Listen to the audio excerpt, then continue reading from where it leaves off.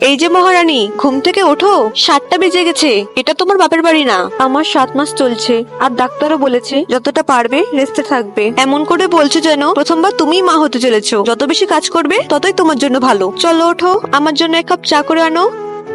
কোনো কাজ করা দরকার নেই, তুই ভালো করে রেস্ট নে। আমি তাড়াহুড়াতে আমার ওষুধগুলো আনতেই ভুলে গেছি। আমি এক্ষুনি বৌমাকে ওষুধের দোকানে পাঠাচ্ছি। মা, বৌদি কি করে যাবে? বৌদি তো প্রেগনেন্ট। আরে ওর অভ্যাস আছে কাজ করার। স্নেহা, তুমি তো বসে বসে ক্লান্ত হয়ে গেছো।